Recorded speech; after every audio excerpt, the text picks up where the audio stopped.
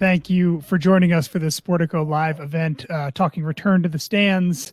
Some quick housekeeping for folks who are listening. Thanks for joining us. We're going to be taking some questions from the audience kind of throughout the panel. So if you have things you want to hear from these executives about, there's a Q&A section.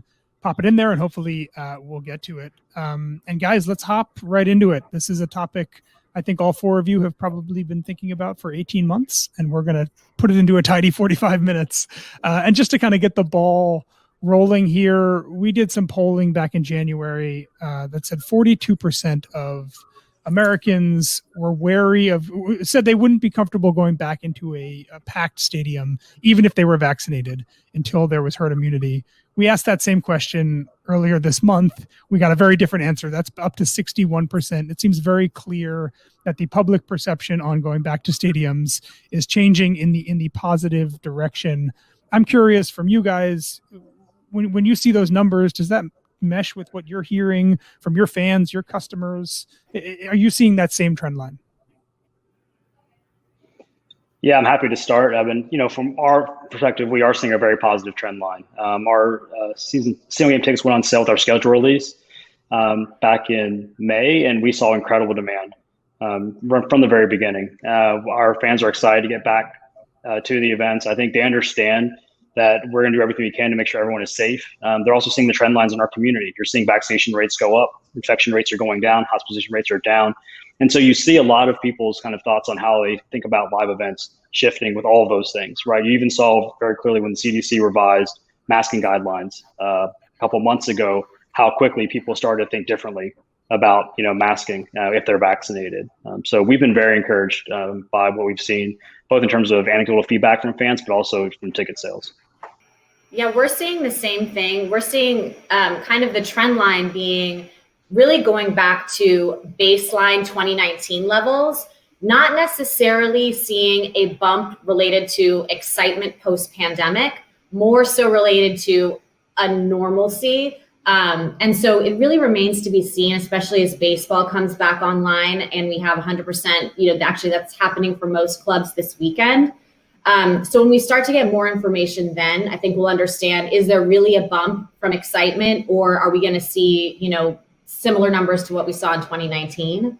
For the NBA playoffs, we've seen, get-in prices are basically in line with 2019. So that is an indicator that, yes, we're going back to those levels, but also extreme volatility in the market, especially in playoffs, because the requirements are changing so rapidly that demand goes up. If mask requirements end in the middle of a series, demand is going to go up and people are going to start to come. So as barrier to entry comes down, we're going to get to see more and more how fans are reacting. But the sense is that people are ready to get back and enjoy these events, but they kind of want to do it in a fan-friendly, normalized environment.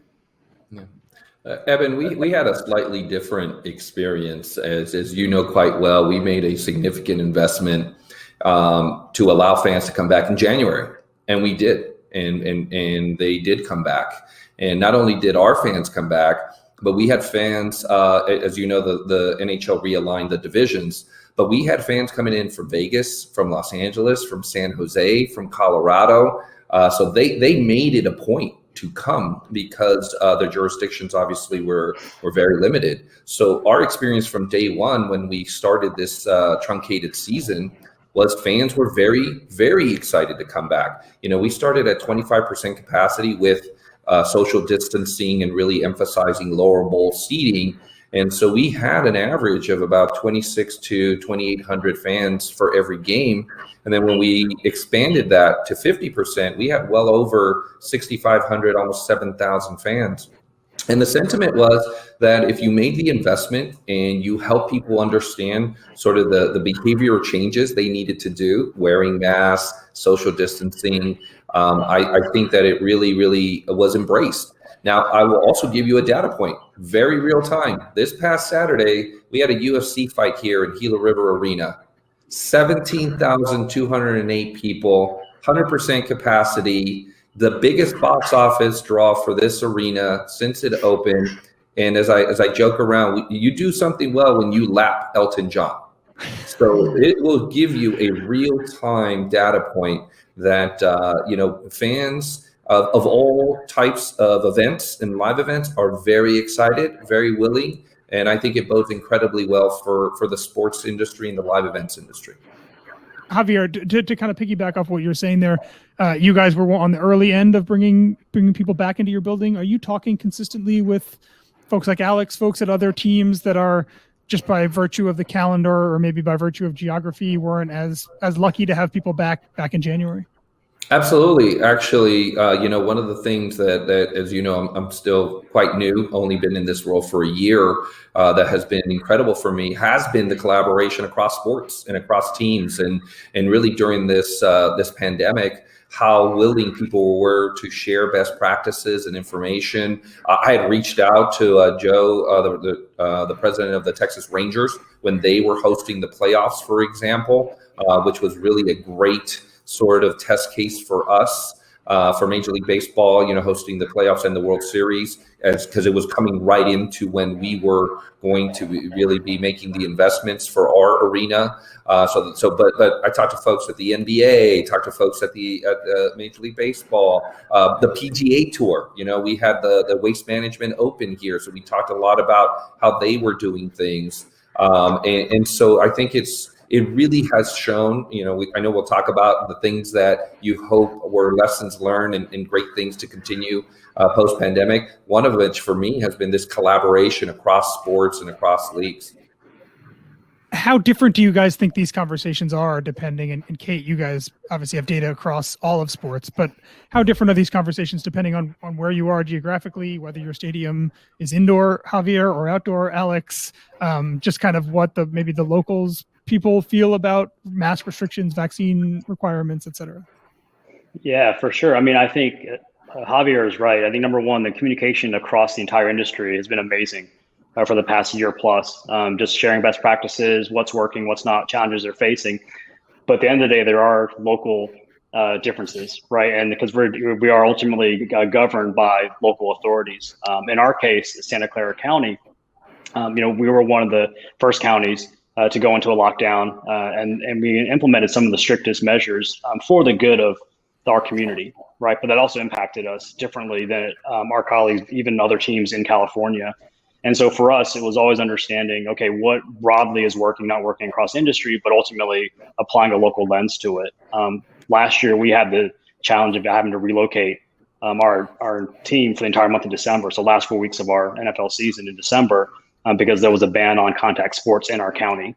And we had about 6 days to figure out where we were going to play games. And luckily, we had already done some groundwork on this for training camp, to thinking about if we had to move, where would we go? And so we had some feelers out there, and we knew kind of what the options were. And we had great partners for us in Arizona to host us out there. But that was the kind of thing that just, I think everyone dealt with last year, was you had to be able to pivot, come up with a solution, and move forward. And our team did that in flying colors, and I think we saw that across the entire industry.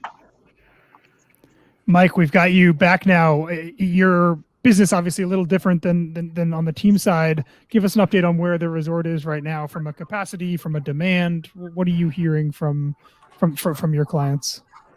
Yeah, you can hear me now? Yeah, gotcha. Great.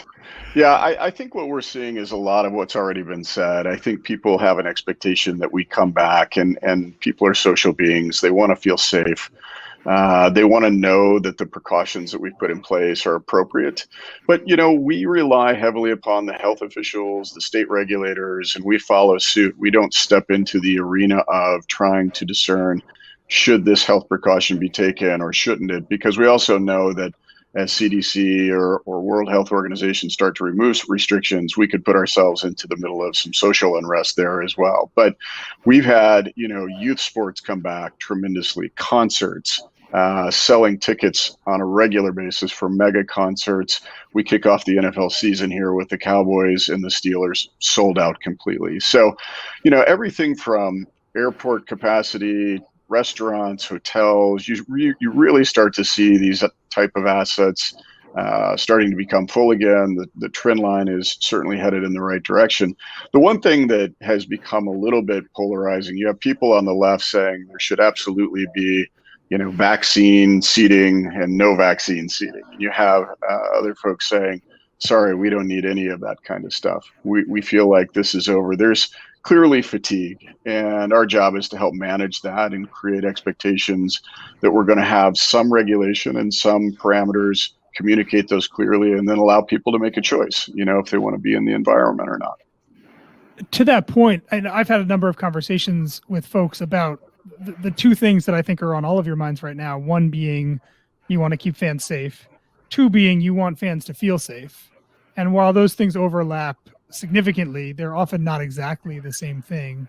How are you guys thinking about those two things, balancing them, and where they differ, kind of which track to take?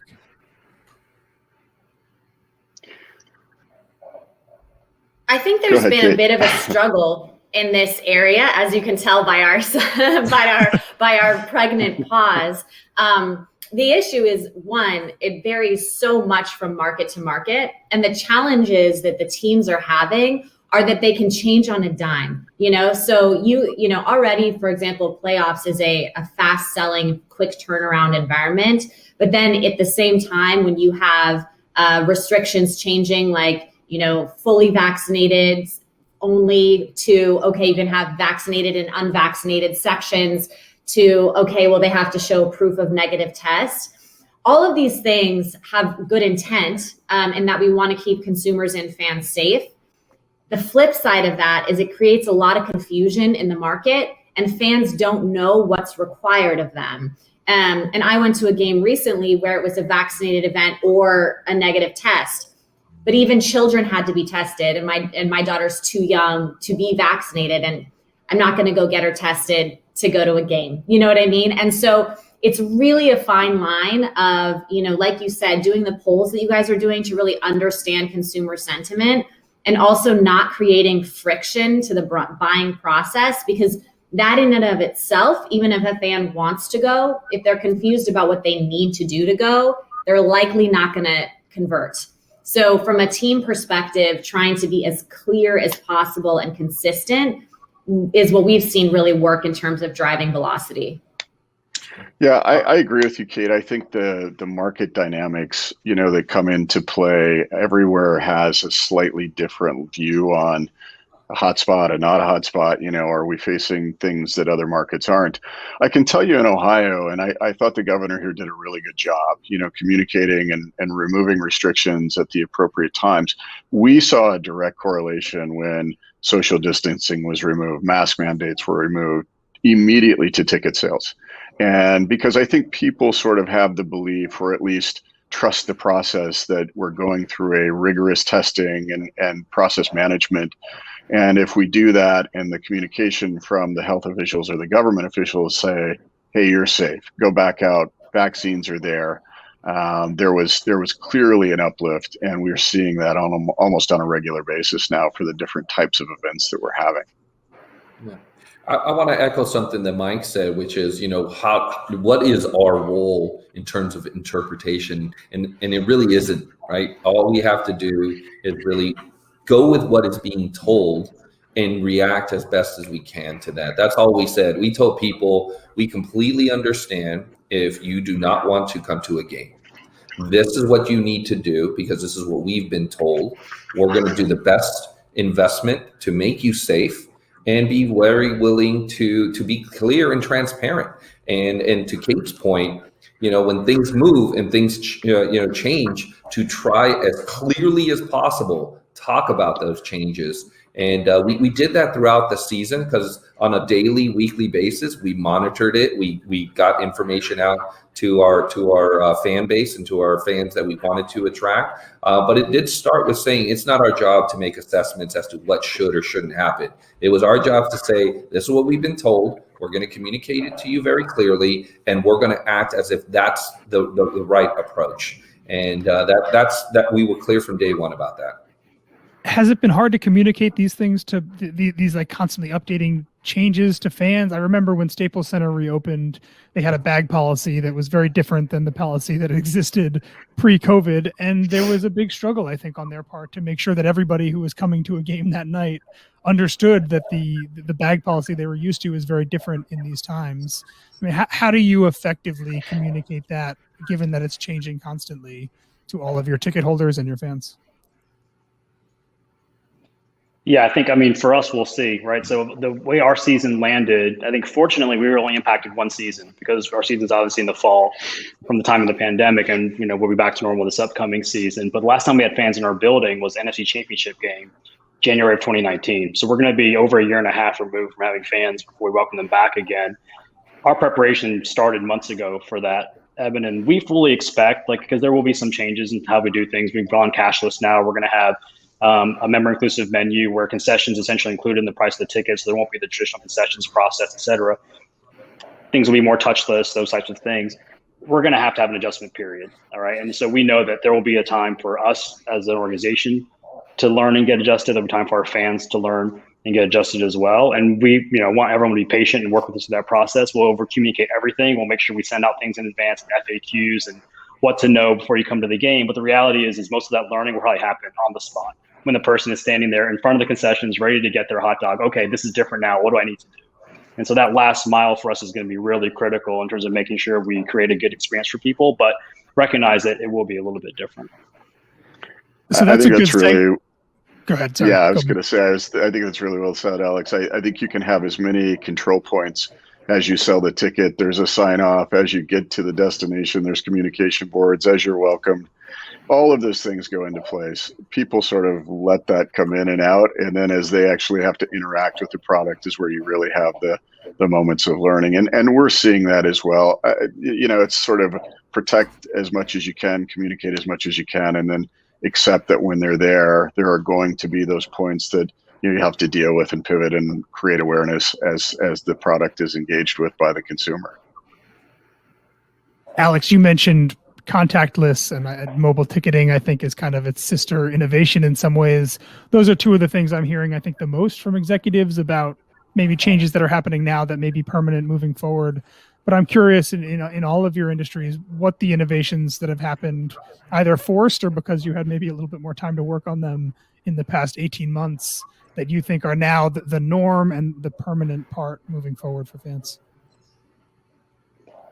Yeah, I think for us, frictionless experience, and that's a very broad term, but frictionless experience is important, right? So the less things you have to kind of slow people down as they're getting through parking or getting through security or getting their ticket scanned, all of that has always been in play. I think what the pandemic did was really accelerate a lot of that innovation to say, how do we do this faster? How do we start to get things out there in a more of a test and learn environment? And so we've done that. We were already down the path on a lot of things, and we just moved faster, frankly. And we used the time that we had of our building being empty to accelerate a lot of that test and learn and start to get things implemented.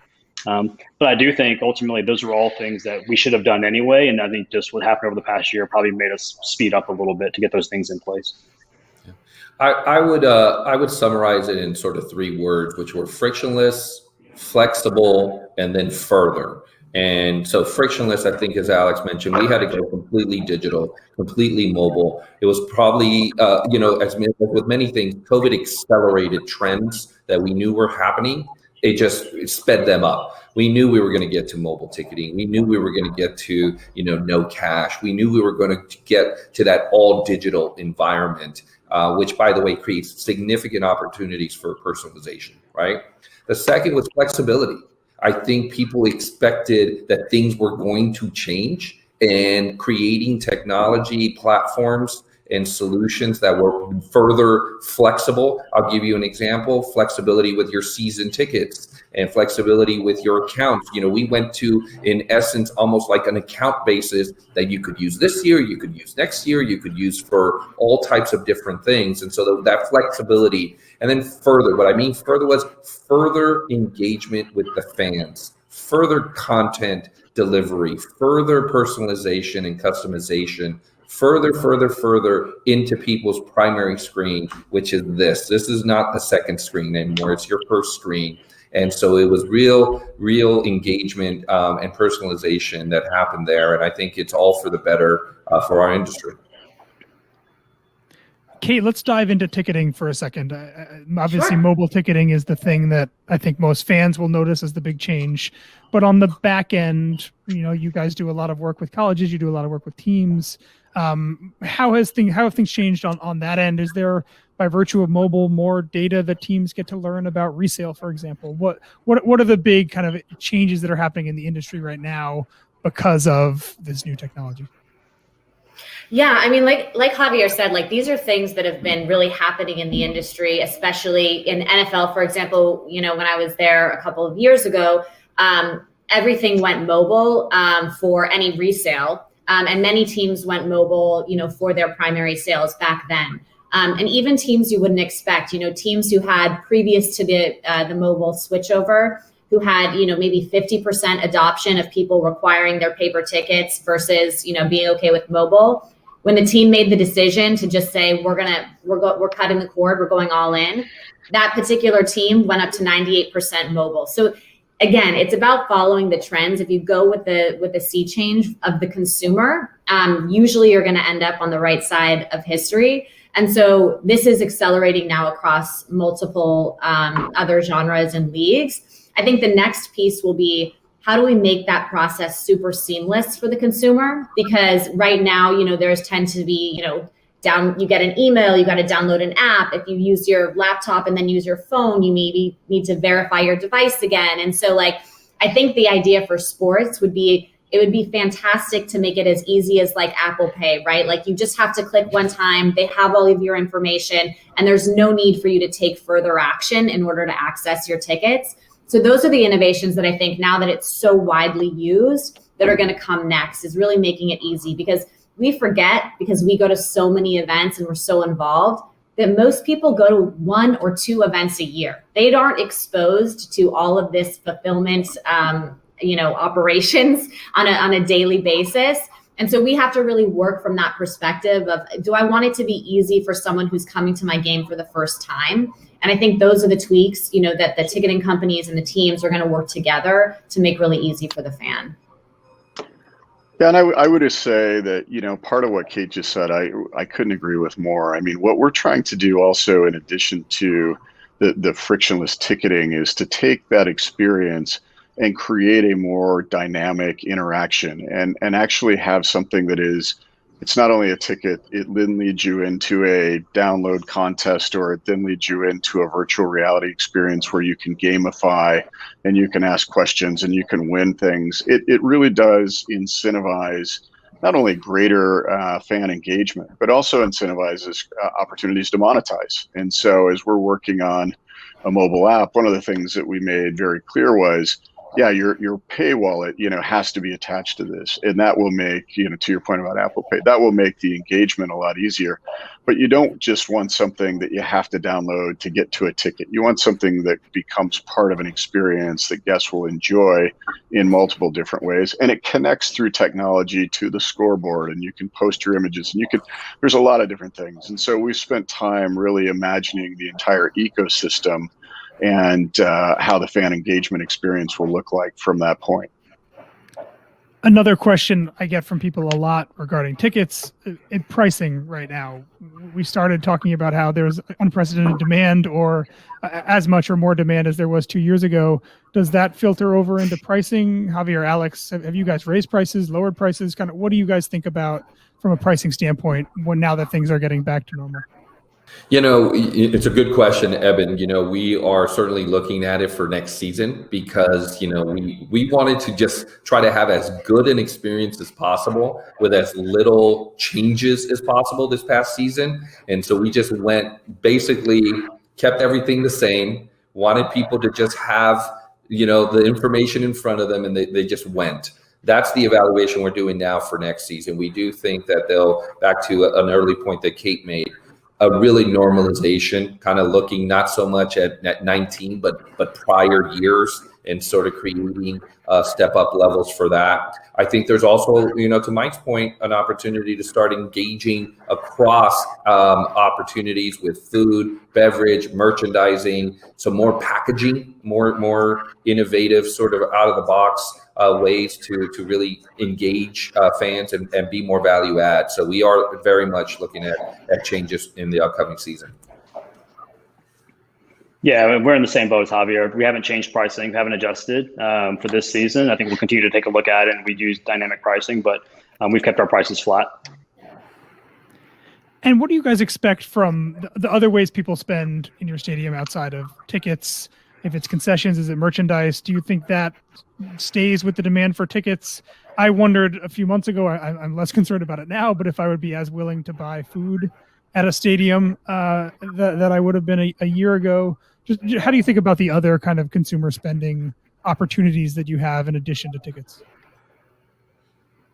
Well, for us, clearly it's an opportunity actually for upselling and for, like I just mentioned, for packaging. I don't think that there is a hesitancy. I think we were concerned about that early on. Are people going to actually still want to eat? We saw no drop off, to be honest. And now we definitely see things incredibly back at the same level. So for us, there is no limitations per se. Now it becomes an opportunity to actually do even more and create more engagement with fans. Yeah, but first we're in a unique situation. As I said before, we introduced all-inclusive ticketing. So concessions are included, less alcohol and some premium items, but most typical items you would have at a game are included in the price. So I think the demand for those items will still be there because there's no additional cost to the fan for those things. I do think operationally we'll make some adjustments. So we're going to have mobile ordering through your phone. You have to scan a QR code versus walking straight up to a register, then pick up their order. So some of the process changes will be in place to help accommodate for that. But in terms of the actual offering itself, we already had that announced in 2019 and just couldn't roll it out last year because we didn't have fans. But I think it'll be very well received once it does roll out. Yeah, I really agree. I see the use of technology actually enhancing, not encumbering sales. I think there is an ability to create value. It's just like as if you go into a restaurant and you order a cocktail, and the very first thing that a very good server will say, do you want Grey Goose with that? And of course you just don't even think about it. And all of the little additional add-ons, I think, will enhance the experience and will allow, for sale opportunities that would have been a bit more cumbersome had they had to be done as a one-off or had to leave your seats and go to different places in the concession area or on the promenade. So it's exciting to think about, where this can take the fan experience as well. You guys all deal in beyond just sports, whether it's events at your stadium that are concerts or other third-party things. Kate, you guys sell a variety of tickets in a lot of different ways.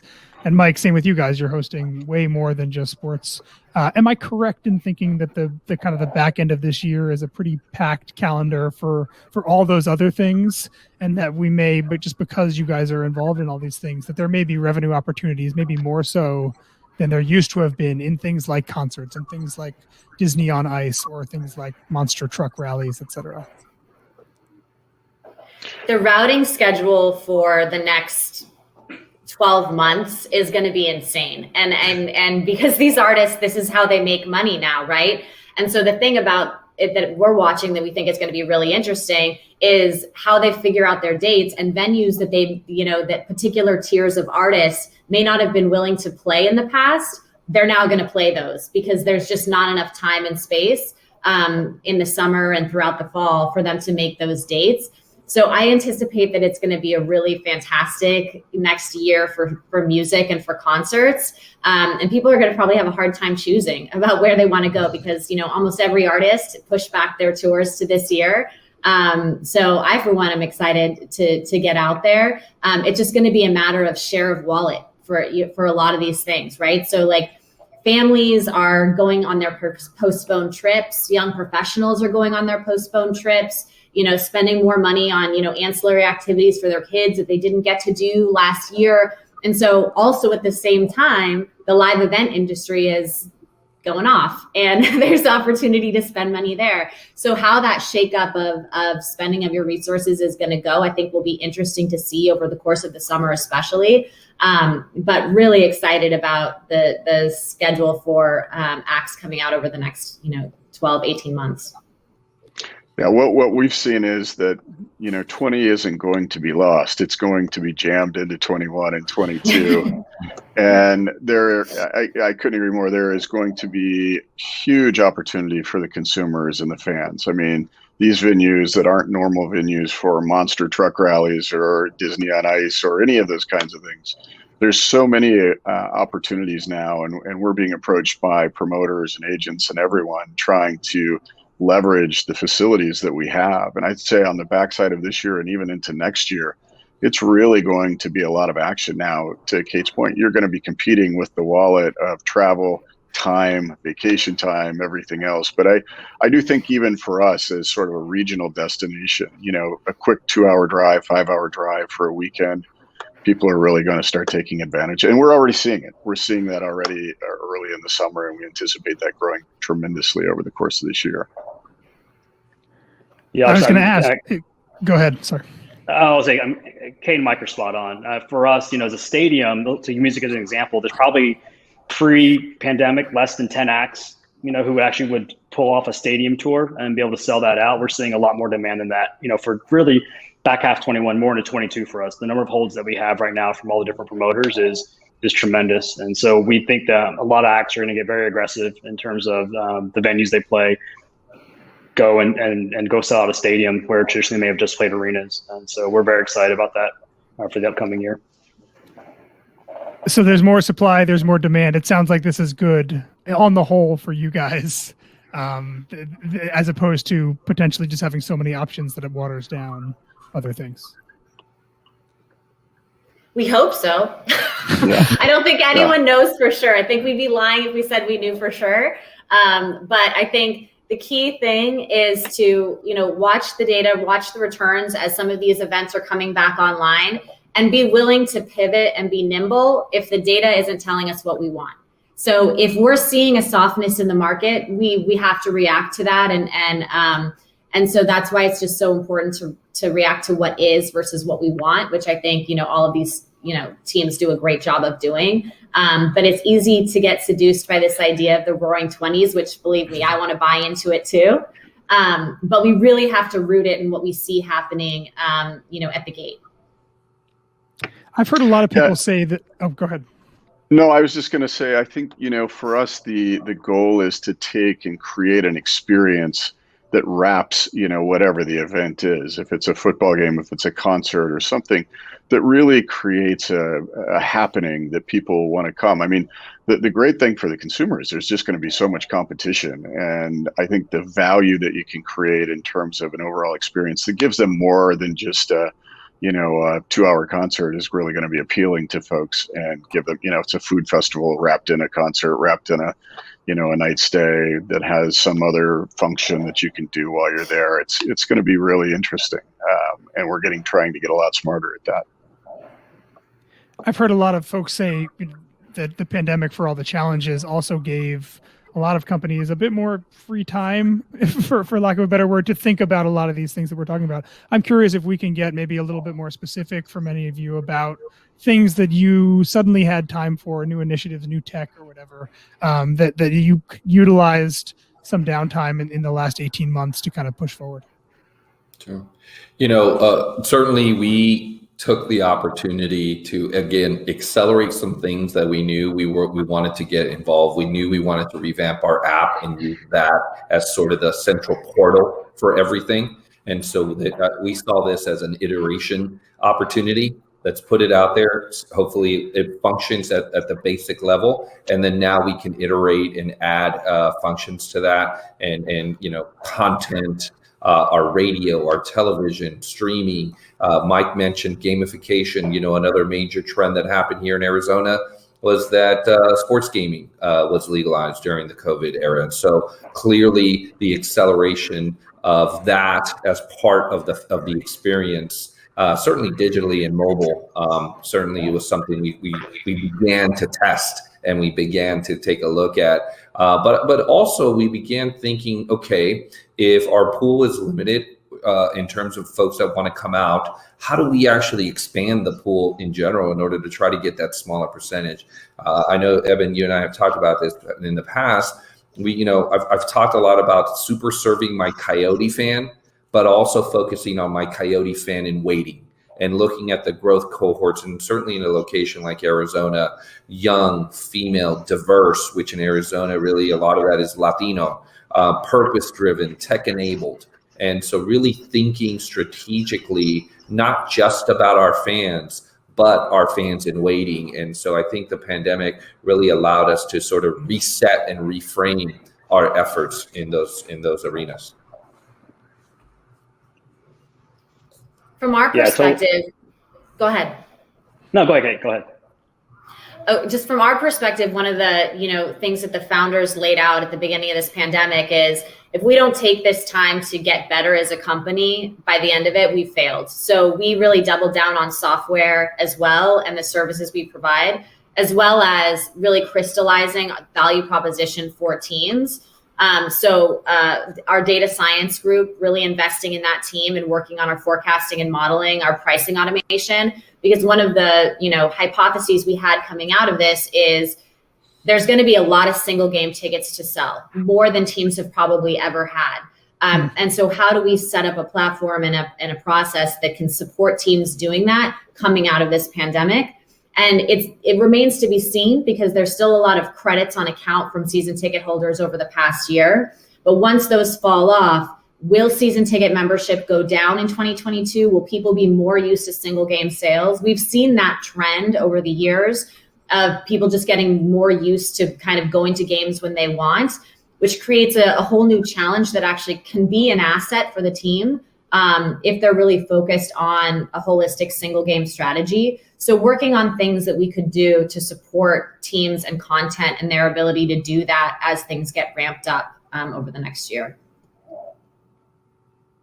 Yeah, I think the only thing I'll add to that, I think echo what Javier said. I think for us last year it was less about downtime. Eben, last year did not feel like downtime. I think it was more about necessity to say how do we continue to operate our business. But I do think thinking about our audience expanding beyond just who's buying tickets, to next week's game, right? So we can put 70,000 people into our building, and that's amazing. And those are incredibly important audience for us. But we have tens of millions of fans who will never set foot in our building.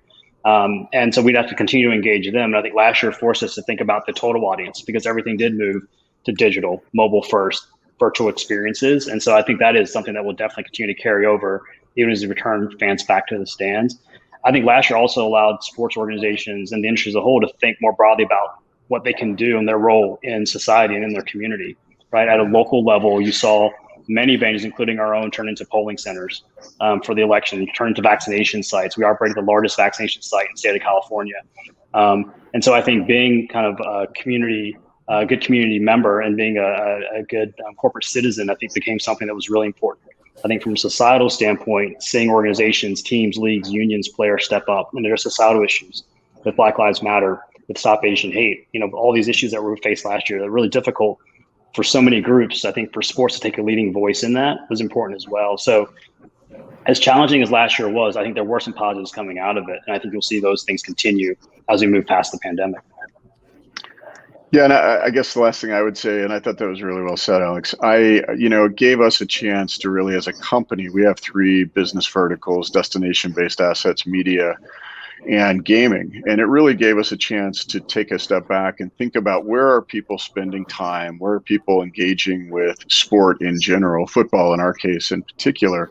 And so we started really focusing on creating great media storytelling content. And we started figuring out how to create a great fantasy football experience, all with the idea of continuing to engage with our guests and our fans and building that profile with them. So as we build the destination-based assets, we give them a 3-dimensional world to come live and play and experience the product. I would also say that, and someone said it earlier, there are things that you just learn, right? You think operational things you learn, technological things you learned that are just going to continue to enhance the experience. Those things aren't going to necessarily go away. But it gave you a playbook, no pun intended, for the next major thing. Who would have imagined the entire world was going to shut down? But it gave you a playbook, and I think smart companies learned from that, pivoted quickly, and really had the ability to take on a new business. Who thought, creating masks was going to be a business that was going to sustain an economy for a while? But smart companies did that, and so for us, it was really understanding consumer behavior or fan behavior, and then getting into the businesses in a quicker way than probably what we would have given we were building destination-based assets as a priority. What are the hurdles looking forward now? What are the concerns that you guys have? What are the hurdles you foresee in, I guess, this next phase now, which is not in the pandemic, but this is kind of emerging out of the pandemic? I mean, I'll try to give it a swag first. For us, I really do see that people may be underestimating the amount of time of recovery, the lag that it's going to take, even from commodities, steel pricing, lumber pricing, service and labor and, the ability to get goods into the locations when you need them. That's going to lag, and inflation is going to be there. There's going to be some things that from a consumer point of view, federal assistance, those kinds of things are probably going to start going away. And yet, in a couple of months, we could be faced with asking ourselves the question about, a new variant or something else that could hold, significance from a health point of view. I think just the confidence and the ability to continue to move forward in a pragmatic way, realizing that there are going to be impediments for consumer spending and consumer behavior to come back fully. You look at the cruise industry, this could take a couple of years really for this to really come back in a big way, adding airline capacity. So there's going to be limitations, I think, that we're all going to face, even though people are ready. They want to be back in social environments. They want to engage. They want to participate and have fun. There's going to be those limitations, I think, that are going to lag, and we're going to have to continue to improve upon. I'll interject a little bit, Eben. I think it's something that Kate alluded to, which is I do, and I think we all believe that there's just going to be this big bang, right? That there's going to be a phenomenal, my wife kids that this is going to be great. Every band ever, even those that are deceased, are going on tour, right? They're going to bring the holograms back, right? So everyone believes that there's going to be this, I think, incredible rush. How do you sustain that? Right? How do you make sure when sort of the peak happens that it continues to be at an elevated level? And so I think that's the question we have quite a bit. We're all getting ready to take in as much as we can, but how do you sustain it? How do you create experiences that people really still remain excited about, not just because they want to get out of their house, but because you're actually attracting them. And I do think it goes beyond just the sport or the event. It goes to that experience, right? What else are you going to do to keep me engaged, keep me involved? And so I think those are the questions. They're opportunities. They're not challenges. They're just more of the questions. Yeah, I know it sounds cliche, but we're really in the memory making business, right? The reason people attend live events, people root for sports teams or follow their favorite artists because of the memories it creates and the connections it creates with other people. I think we all realize how important those were when they were taken away from us. We probably took them for granted, right? And so the simple things like being able to see your friends or your relatives in person, or be able to go watch a game with your buddies, or those kinds of things are important because they're about the memories they create. And so to have those come back now, I think is a huge opportunity. But as Xavier said, we can't take that for granted. We have to make sure that we understand how powerful that is and can sustain that momentum and create the best experience possible for the fans. So we only have a few minutes left, but I want to end on a happy note. So let's get out on this. Give me something personally or professionally, something you're looking forward to the most, I think, in the next few months, kind of from a venue or an experience standpoint. I can kick things off. I grew up in New York City. I'm a big baseball guy.